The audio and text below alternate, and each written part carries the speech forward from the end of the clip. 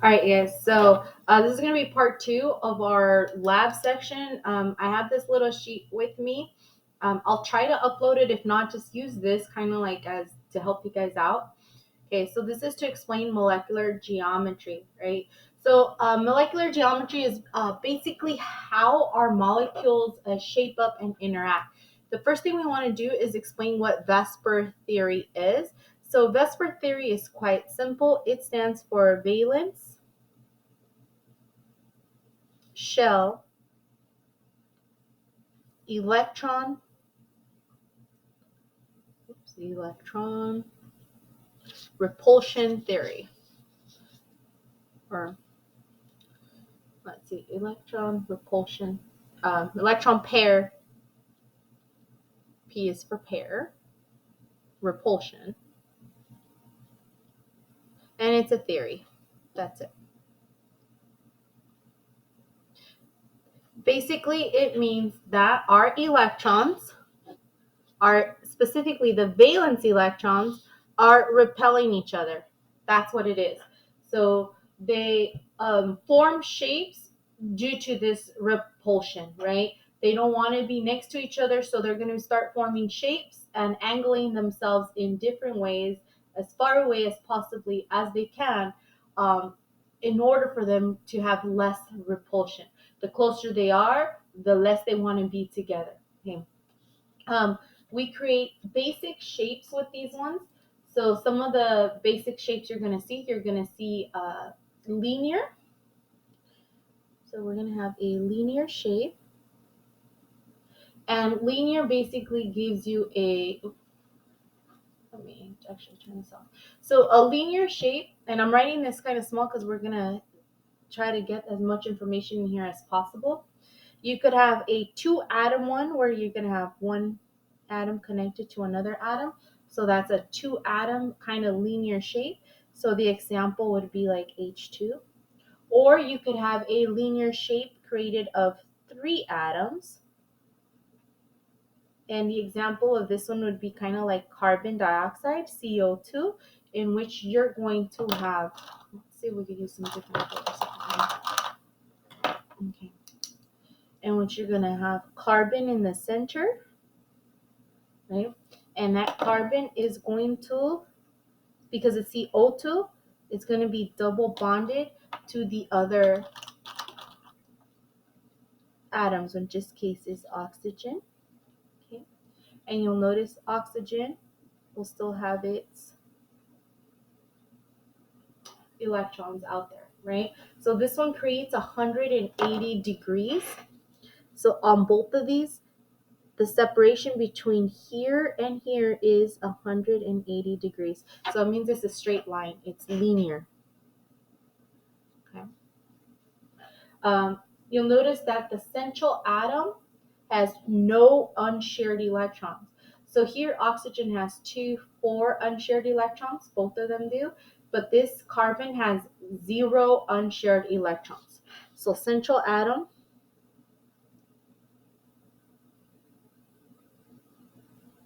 has zero unshared valence electrons. Um, let's go into the next shape. The next shape is going to be a bent shape.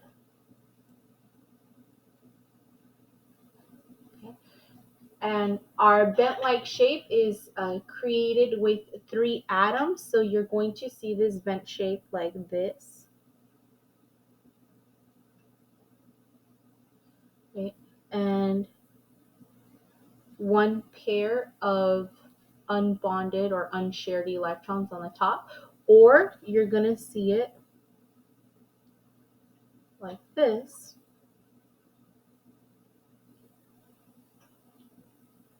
With two pairs. Okay. So your central atom's either gonna have one pair or two pairs of unshared electrons. And this is more like 104 degrees between them. Okay, so the example for this one is gonna be like H2O. Okay, with your oxygen being this one right here in the center. And an example for the top one, I don't really have one in the top of my head right now, but you'll see them out there. So again, your central atom is going to either have one pair of unshared or two pairs of unshared electrons. The bond angle here is going to be 104.5, sorry, 0.5 degrees. Okay, so 104.5 degrees. Let me rewrite that. That looks confusing. 5 degrees, like that. So it's approximate. They're not like perfect or anything. Okay, but that's the bond angle that this is forming from here to here. All right, so now we're going to move on. The next shape is going to be a trigonal planar. Trigonal planar. You notice I'm leaving space because there's going to be, there's at least 6 shapes that we consider the basic shapes of them all. There's more than 6 shapes, but we're not going to go through all of those shapes. Okay, just the most common ones. So a trigonal planar is made out of 4 atoms. Okay, so you notice that is bent. You had 3 atoms. And a linear, you had either 2 or 3 atoms, right? 2 or 3. In a trigonal planar, you're going to have 4 atoms. Okay, for this one. All right, and this is going to look like this. Your central atom. Let me make that in a different color so you can see it better. Your central atom is going to be connected to 3 side atoms, right? They have a name for it. It's like subsidiary or attached atoms, things like that. So central's attached to 3 other ones. And then the bond angle between these ones right here is going to be approximately 120 degrees.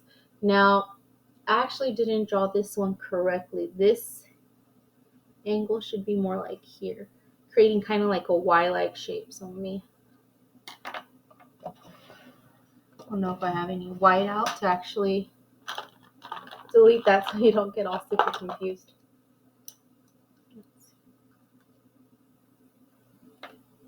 Pew, pew, pew, pew, pew.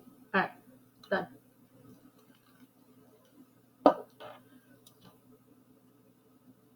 Okay, so going back to this one, an example that you might see with this one is going to be like CH2O, right? So you'll see CH2O. So we're going to have carbon in the center, and this carbon atom is going to be connected to 2 hydrogens. 1, 2 hydrogens. And it's going to be connected to 1 oxygen, and this is a double bond with an oxygen flowing through it. Okay. And that creates this trigonal shape. And our bond angles from here to here is going to be approximately 120 degrees. And the central atom, you'll notice something about the central atoms on both of these is that there is 0 unshared electrons in the central atom, right? So 0 unshared electrons in our central atom, not connected together. Right, now let's go into the pyramid. Okay, so the pyramid shape is also created with 4 atoms. And you could see that there's more than 6 shapes because obviously you're going to have molecules that have 5, 6, 7, 8 atoms connected to them.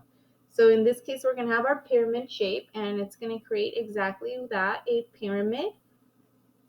Our central atom, I'm going to make all our central atoms here so we could see the central atom. Our central atom in this case is going to have 1 pair of unshared electrons connected to it. So 1 pair equals 2 electrons. Okay, just like that. And so central atom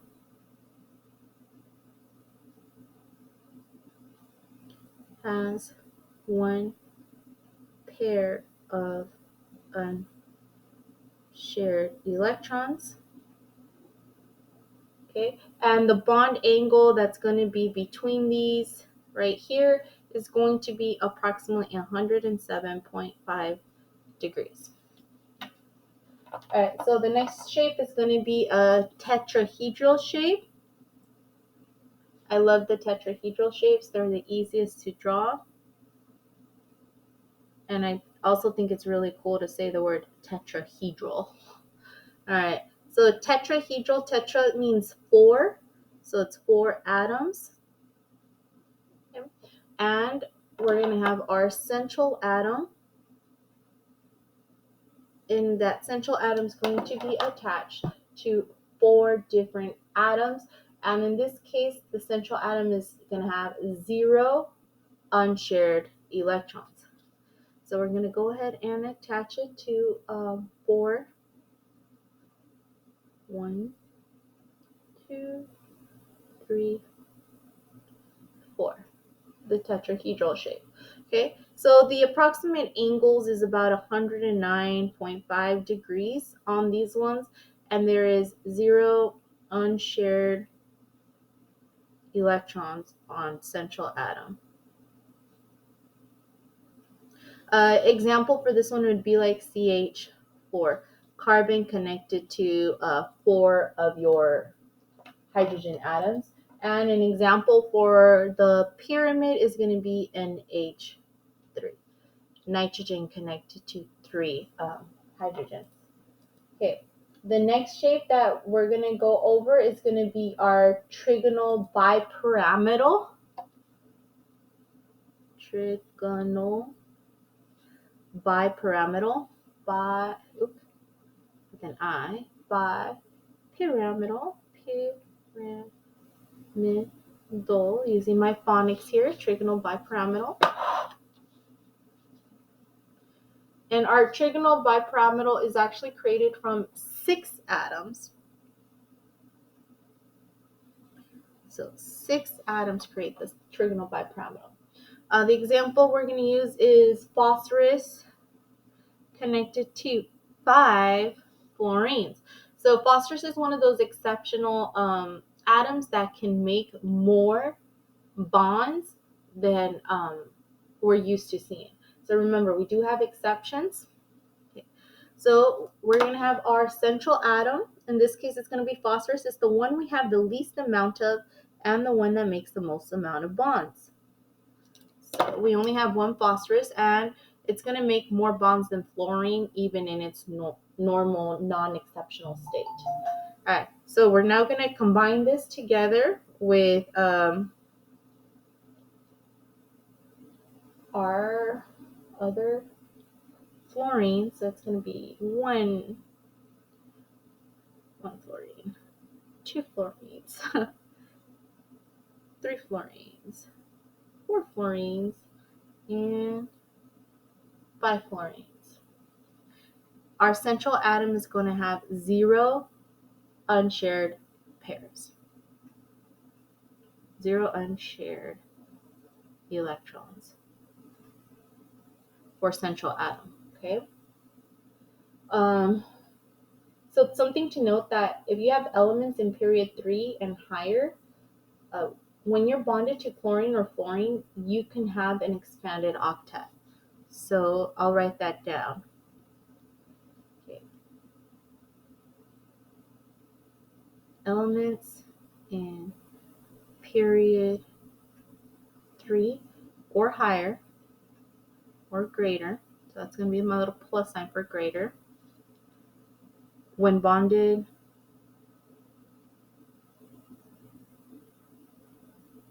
to chlorine or fluorine, can have an expanded octet.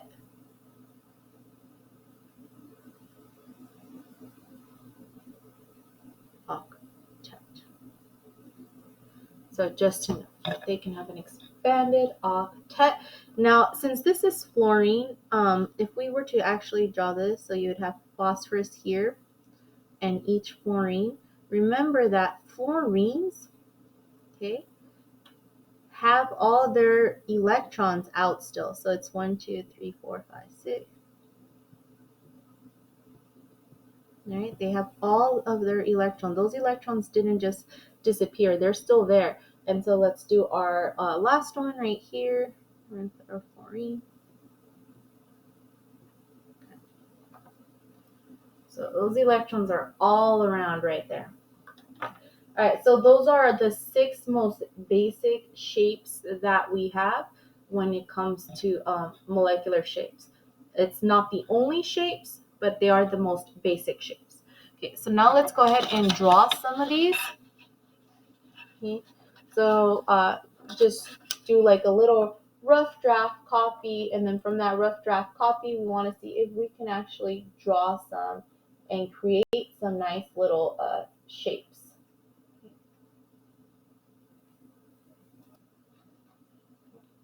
So, the first one that we have is F2, and in F2, we want to make sure that we have both of our atoms. Okay. Now to note is that fluorine is in group 7. That means they have 7 valence electrons. Okay. So 7 valence electrons, and this is my rough copy right here. 5, 6, 7. So what's going to happen is that these two right here, we have a non-metal plus a non-metal. Okay, so are they going to share electrons? Are they going to transfer electrons? Do they not care about their electrons? Non-metals plus non-metals, they're going to share electrons. Okay, so they're going to share electrons. So what that means is that these two are going to combine together. So that's my little rough copy. And now I'm going to make it look good on this side. So we're going to have, that's our shared bond. And then we're going to place it all together like this. Okay. And we want to be able to say, well, what shape is this?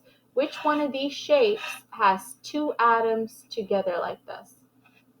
That's going to be our linear. So we're going to have a linear shape. Let's go ahead and try H2S. Right? So hydrogens have 1 valence electron each. Sulfur, we're going to have to look at the periodic table really quick. So let's find sulfur. Okay. All right, here is my periodic table. Here's sulfur. It's in group 6A or 16. We already know that 6 plus 2 is 8. So it's going to have 6 valence electrons with the possibility of 2 charges. So 6 valence electrons, 1, 2, 3, 4, 5, 6. Okay. So what's going to happen is that these are also going to combine together. Okay. Hydrogen is a nonmetal and sulfur is a nonmetal. So nonmetal plus nonmetal means they're going to share electrons. Okay. We have a covalent bond. So this is called a covalent bond.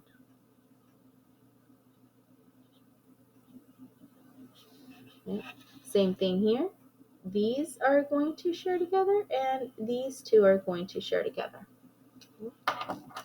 Let's go ahead and draw this and make it look nice. We're going to start with our central atom, which is going to be sulfur. Remember, your central atom is always going to be the one that makes the most amount of bonds. And it's going to be connected to our hydrogens, right? Now, we know it has 6 and 2 sides are going to be this. Okay. And we're going to have our shared pair, our hydrogens right there. So those are being shared together. Okay, so they're shared together, they're connected. Now we could see it like this. The other way that you could see this written out is going to be like this. And this is actually the more common way of seeing this. Okay, This is the most common way. I just wanted to show you where those electrons are at. From now on, I'm going to be doing it in this format right here. Okay, if we look at this, we have 3 atoms. So 3 atoms and 3 atoms. Oops, right here. So is it like this or is it like this? Right? We'll notice that sulfur has 2 unshared pair of electrons. So it's going to be this one, and it's going to be bent. But you could already tell it's bent just by the formation that it makes, right? It's a little bent-like shape. So we have this shape happening, right? As opposed to this one, we had that shape happening. Let's go into this one right here. We have silicon and hydrogens. Remember, hydrogens have 1 valence electron. Silicon is Si, and if I look at the periodic table, it's in group 14 or 4A, which means it has 4 valence electrons. And each hydrogen has 1 valence electron, right? So we have our rough copy here. Now we're going to transfer it and make it look good. We're going to make it look like this right there. So we have silicon connected to 1, 2, 3, 4. Each line represents 2 electrons in it. Okay, so which one of these has this nice T-like shape? That's going to be your tetrahedral.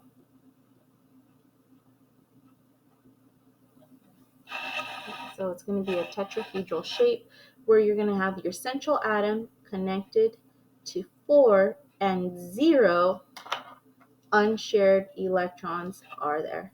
This one has 2. This one doesn't have a central atom. I'm really hoping that this is helpful. Here's a couple more if you guys want to try them out and figure out what is the molecular geometry based on their shapes. I want to do just one more of them with you, and then I'm gonna call it, and then you guys could go ahead and practice some of these on your own. Okay, so see where I can zoom out to give you guys a bigger view of this. All right, so I'm going to do this one right here, OCH2. Okay. Oxygen is in group 6A, so it has 6 valence electrons. Okay. And carbon is in group 4A, so it has 4 valence electrons. And each hydrogen is in group 1, and it has 1 valence electrons. Okay. So now we have to figure out, well, which one's our central atom? Which one of these makes the most number of bonds? In this case, that's going to be our carbon. It makes 1, 2, 3, 4 bonds, right? And oxygen can only make 2, and hydrogens can only make 1. So how are these going to bond? Well, we're going to have a bond forming here. We're going to have a bond forming there. We're going to have one here and one there. Okay. Now, you'll notice that this bond that forms here is connected to the same oxygen, right? It's not connected to a different atom. Therefore, this is going to be a double bond. Okay, so we're going to have a double bond happening here. Let's clean it up. We're going to have carbon. It's connected to 2 hydrogens. Okay, so we want to be able to show it's connected to 2 hydrogens and 1 oxygen. So this oxygen is a double bond.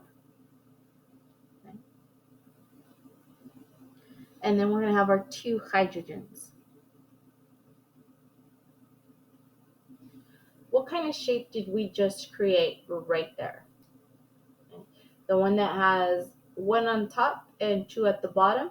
So it's going to be something with the triangle kind of shape, right? Because that looks like a triangle right there. And if we look back at our shapes, okay, the one that has that similar structure, and actually the example we used, is going to be trigonal planar. So this is going to be trigonal planar.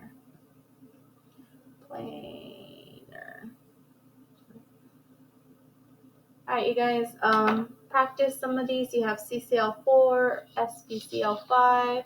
If not, you have a lot of them in your guys' lab flow, and you could practice some in your lab flow. If you do have questions on these, let's say you're practicing them just for fun, and you want to know if you're correct or not, just go ahead and shoot me a picture of it through an email, and I will get back to you with that. All right, ciao.